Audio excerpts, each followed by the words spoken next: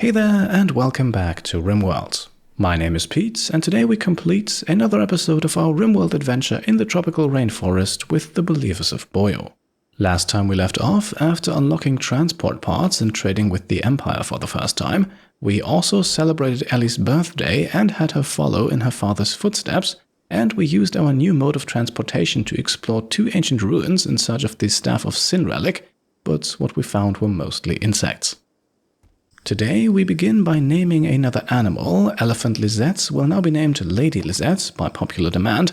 I believe the suggestion Lieutenant was actually one of the most liked comments on the last episode, but sadly that name would no longer fit into Rimworld's character limit. We are also giving Volek the Death Rest Capacity Serum we acquired last time. I think it is his time to shine. Light is already receiving so many bonuses, he does not need to be the colonist Super Sanguophage 2. This means that we can now hook up Volek to 2 Death Rest accelerators to speed up his Death Rest, which we will of course do. In the meantime, we will also upgrade our research labs by replacing our simple research benches with high-tech ones. In the future, most of our research will require high-tech benches anyway, and it would be a waste to have 3 capable researchers on staff, but only one of them able to do research at a time. Our first event of the episode is then unfortunately a sizable pirate raid, but this one is special because it includes Maniac's mother. Whether or not she has come to take back her son, we will probably never know. What we do know, however, is that we might not want to take on 48 pirates in a straight-up shootout, especially not if several of them are wielding rocket launchers. So instead, we are manning the mortars with Maniac himself and with Kyle, with our enemies preparing for a while they make for easy targets. And indeed, as the second shell impacts, we already have our first casualties, but the pirates seem to be unfazed for now. Well, luckily that's not the only thing we've brought. In the meantime, we had Wyatt and Brandon sneak up on the enemies, and with Brandon now knowing the invisibility Psycast, we can use that to have him move in even closer. As he does, another mortar shell impacts, and we are now going to follow that up with a blast from the Doomsday rocket launcher that we've had lying around for quite some time. Alright, lovely. That only leaves 27 of the 48 pirates alive, most of them in less than stellar condition, but they are now attacking, so we should probably retreat. And that's why we brought Wyatt along. He can now skip Brandon and himself back home safely. Keep in mind that Psycaster Light, our go-to option in these situations, is currently death resting, otherwise we might have been able to solve this with a few berserk pulses. Either way, our defenses are manned and the first attackers run headfirst into turret fire, but we are not taking any chances and instead employ the tried and tested skip them where it hurts strategy. As you can see, Wyatt and Kyle are making quick work of anyone who gets too close.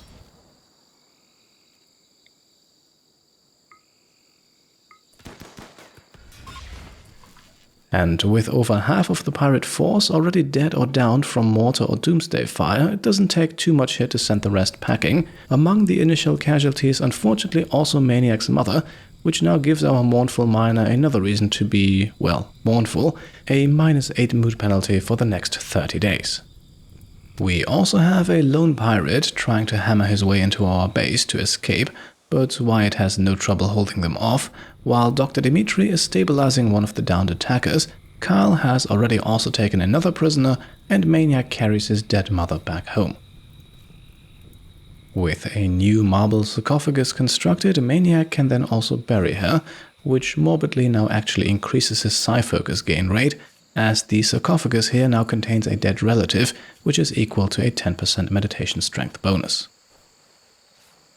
Now, taking a look at our 2 captives, we have a 25-year-old nervous, ugly bisexual drifter with passions for shooting, construction, cooking and social, as well as a 38-year-old psychically hypersensitive slow learner and fast walker with similar passions in shooting, melee, construction and medical. At first glance, at least looking at the traits and the shooting skill, he might be the more useful candidate, but either way, for now they are both being patched up and converted, and then we'll see from there. By the way, we of course also still have Kevin's sister around, but recruitment here is slow. Still, we should have her join us later today, unless something tragic happens. With Ellie, meanwhile, we are switching her LMG for the much lighter SMG, a weapon much more appropriate for a 7-year-old, I think. For the rest of the day then, we are mining for components. We definitely want to unlock fabrication soon, but at the moment we still have enough on the map to pursue a few other projects first. We also learn that Skwiggs is due to give birth in 6 days, but I think we are already pretty well prepared for that. After all, our hospital is the pride and joy of the Believers of Boyo. Unfortunately, it also looks like our healthcare services will be in demand for a few days, as one of our prisoners seems to have caught malaria, and apparently Dr. Kevin has not been on top of his penoxycyline medication, so he catches it too. I don't think that's any cause for concern though. We have proper medicine, a good hospital, and a competent second doctor in Dimitri. In the evening then we receive what I had been waiting for, the 5th and final quest in the hunt for the Staff of Sin. And this time it is a Villager's Terminal quest, and those are easy to complete with the right Psycaster, although it might be a good idea to wait until Light has woken up again, just so we don't leave our colony at too much risk. On the next morning we finished the research of medicine production and can therefore now manufacture our own, and up next we're going to unlock flak armor, just because the flak vest plus duster combination is a pretty good one, and we actually have several quality Thrumbofar dusters lying around. Later that day another mushroom harvest begins, and fungus farmer Kyle can put his plant skill of 13 to good use, and we also have one of our prisoners go berserk. Well, good thing that Brandon picked up the Word of Serenity Psycast, which now allows him to pacify our captive without any bloodshed. Prisoner number 2 suffers a mental break a few hours later, but this one far more convenient. His certainty takes a huge drop, and that should make it easier for us to convert him. Very fittingly then, in the middle of the night, Light is ready to rise from his death rest, and with that all of our Psycasters are now back up and running, so let's accept the Villager's Terminal quest here and take a look at where we need to go. And since that seems to be close by, this time we are sending a regular old-fashioned caravan, consisting once again of Brandon and Wyatt, together with elephants Duke Calanur and Marquis Leon. The supplies here are looking good, we will most likely not hang around for long, and with that we can send them on their way.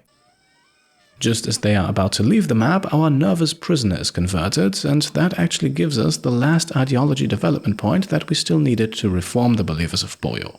Now, we will take care of that later. I have a feeling that today might mark a significant milestone in our colony's short history, and it might make sense to wait until a few of those significant events have passed.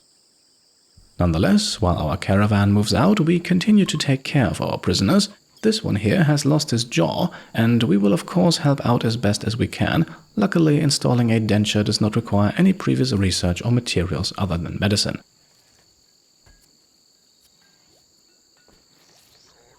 Shortly after then, we receive another quest from the Empire, this one sadly not offering any honor rewards, but I think we will still take it. 17 days of fog does not strike me as the worst weather we could face, and we grab ourselves an Eltex vest in exchange, and those are always good to have.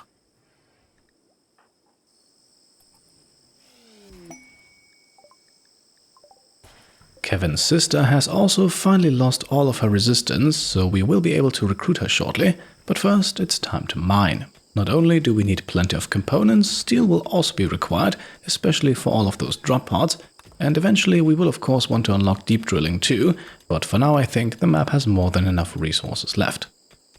In the early evening, Brandon and Wyatt then arrive at the village. The problem is Brandon does not have enough Psyfocus yet to do what I want him to do, an oversight on my part, so let's have him spend a few hours meditating to raise that. We also receive the message here that the locals are attacking, which in fact they are not, otherwise this could have gotten ugly. Instead, they will remain patient with us for a few more hours, and that's all the time we need to raise Brandon's Psyfocus to the right level. While that's happening, Night Owl Dimitri receives yet another creativity inspiration, but with him we sadly will not be able to craft a masterwork or even legendary weapon.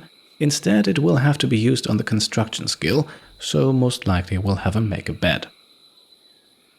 At the tribal village, meanwhile, it's time to leave again. Yes, you heard that correctly, at least for Wyatt and the elephants.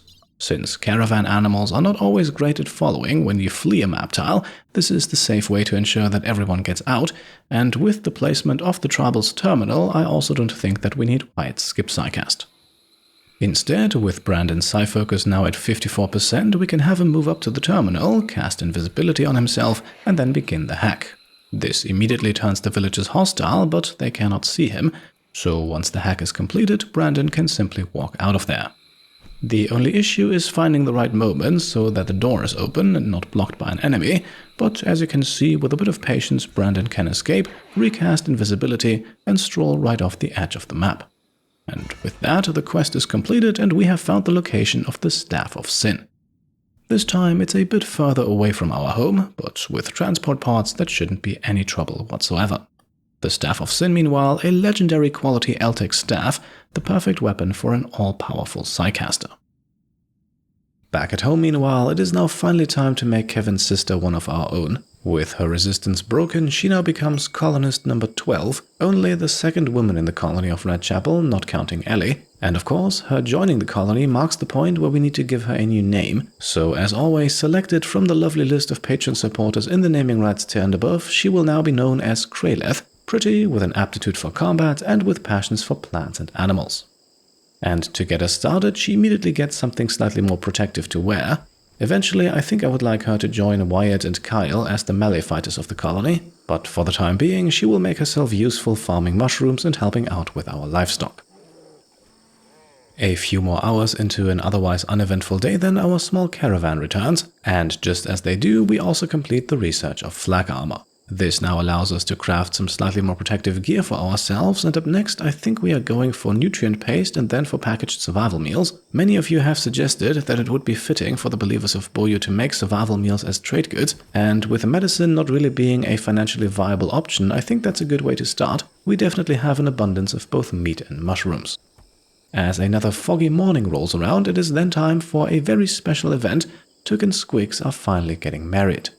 And so our colonists assemble in their small temple underneath the mountain. Interestingly enough though, maybe you have noticed it too, one person is missing from the ceremony and that person is Brandon. Maybe he thinks he's got better things to do. Eventually then, he does join the others for the big party afterwards, which lasts for a few hours and gives everyone a lovely mood bonus. Most notably, of course, our recently married couple, who are getting a whopping plus 40 to their mood for 30 days, but still the rest of the colonists get a plus 20 for 10 days.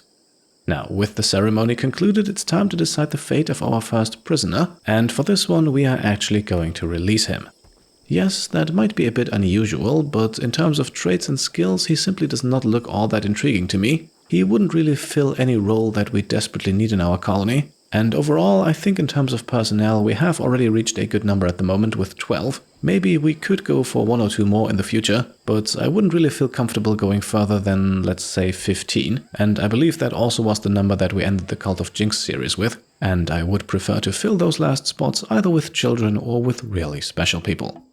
Now, as our prisoner safely makes it off the map, we also have some visitors appear, but before we interact with them, it's time to load up some transport pods, or just the one in this case. The only passenger this time will be Light, who will be traveling all on his own and with no further supplies to now recover the Staff of Sin.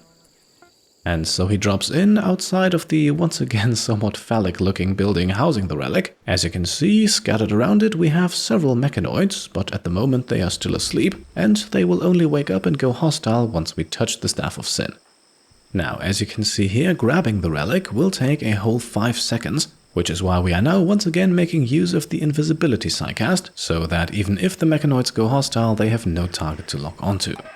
And indeed, here you can see it, immediately all the mechs wake up, but they have nothing to attack. Light meanwhile successfully grabs the Staff of Sin, and with that collects the Believers of Boyo's first and perhaps only relic. His psychic invisibility also conveniently lasts long enough for him to safely make it off the map, and so he leaves the threat of the mechs behind him and completes the quest, and the Believers of Boyo have now obtained their legendary Staff of Sin. Interestingly enough, immediately after leaving the map, Light is being attacked, and while we probably have enough time here to cast Fast Skip and safely get back home before the fight starts, let's not forget that Light is in fact a psychopath, and hiding behind some rocks and casting the medium psychic slug psycast, he is definitely outclassing his enemy.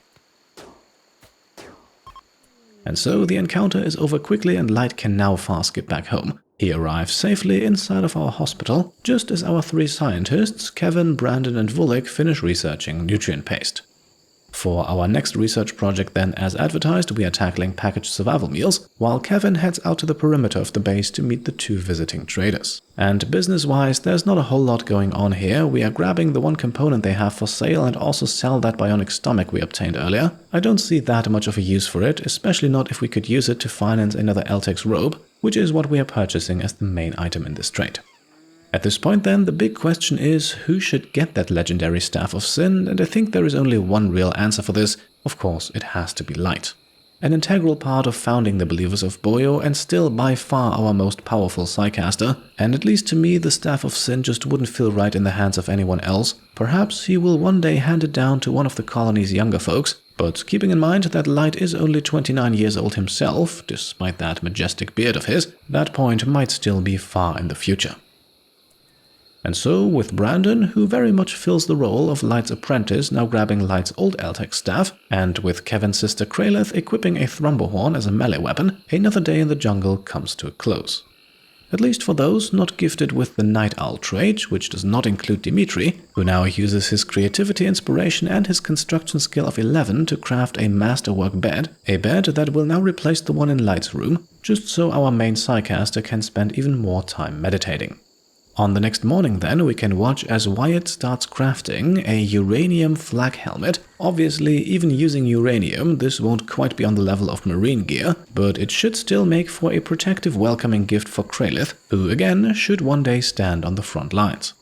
While we then also continue to expand our fungus farm even further, we convert our second prisoner, and with this one I will be honest, I'm not entirely sure what to do with him yet. Traits and skills are definitely looking decent. Then again, apart from shooting things, he's not really exceptional at anything, and the slow learner trait will also prevent that from happening anytime soon. So feel free to let me know in the comments what we should do with him. For now, we will just work on reducing his resistance. At the very least, we can get some experience in the social skill out of that. Conveniently enough then, our fungus farm expansion team also stumbles upon a few components. A few moments later then, the area is completely mined out and we can begin putting down fungal gravel. And just in that moment, Wyatt finishes making that first uranium flak helmet.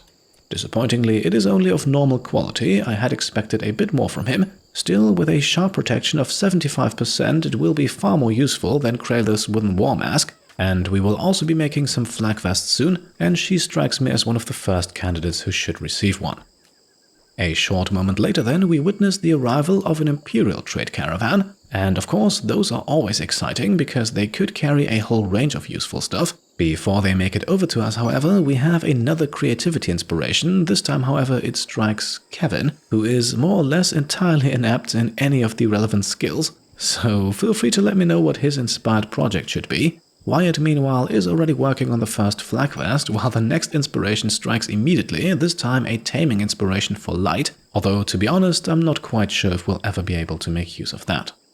A short moment later then, we have packaged survival meals unlocked, and with that we can begin production of our first trade good, while our researchers now focus on deep drilling. Together with the ground-penetrating scanner, this should allow us to obtain a more reliable income of steel, and while the plan is not to build this up as a truly high-tech colony, we will still need a sizable amount of steel, and this will definitely help.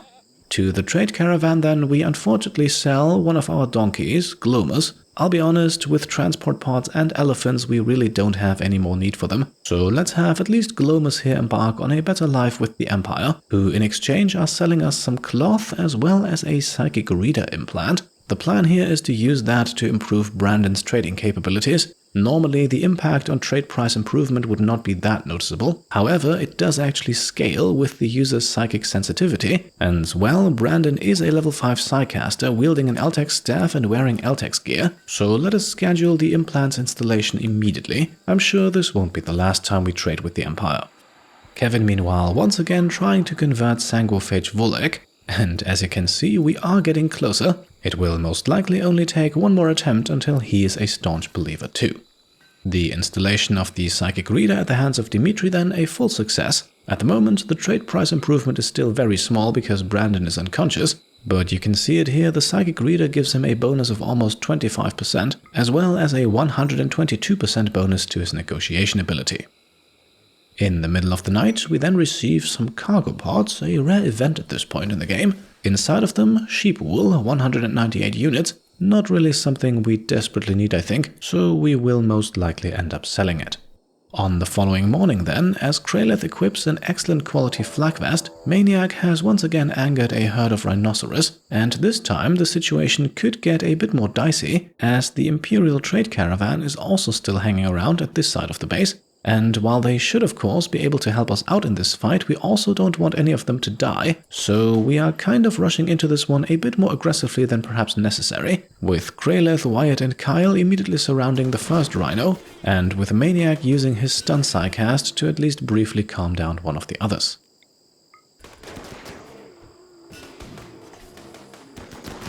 And there we go, luckily no friendly fire and no Imperial casualties. We even had Ellie join the fight, although it was sadly over just before she could fire her first shots, so her shooting skill remains at 10 for the time being.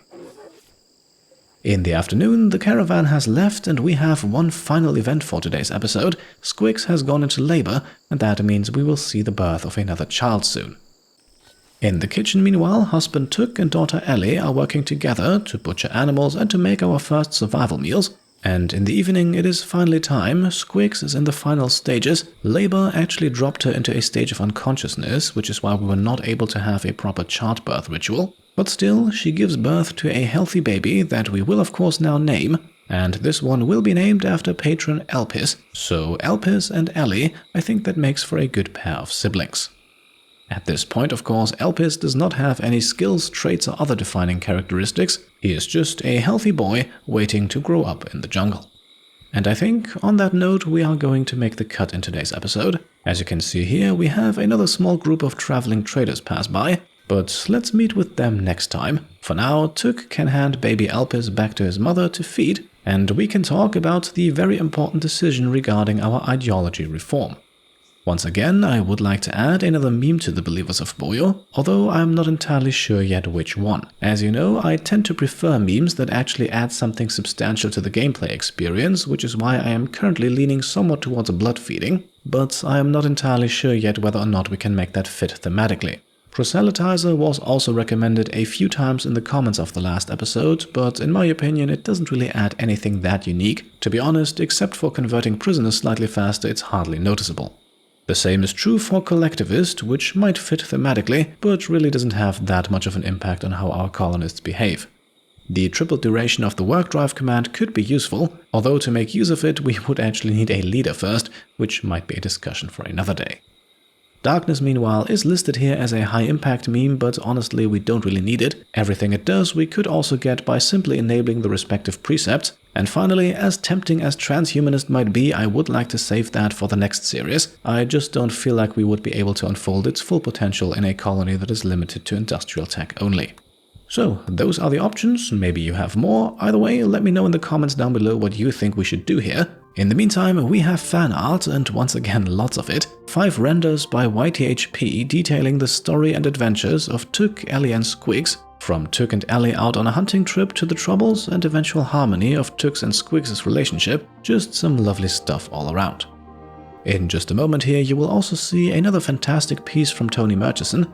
Ellie definitely seems to be growing into the audience favorite here, I think, which is why it's no surprise that Isaac Young also depicted her together with Father Took in the kitchen, but he also submitted a portrait of Maniac, our mournful miner. This one once again comes with a lengthy character description that you can find in a comment down below, and I am actually interested to see how that description holds up after the events of today's episode, considering that Maniac met, lost and then buried his own mother.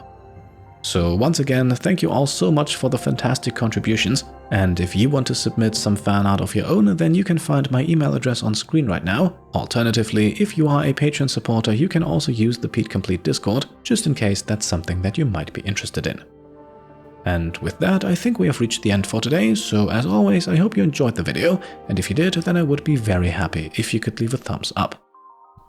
If you like what I'm doing and want to support me and my channel further, then you can of course go ahead and subscribe to stay up to date, grab some merch over on shop.petecomplete.com, or check out and maybe even pledge to the Pete Complete Patreon.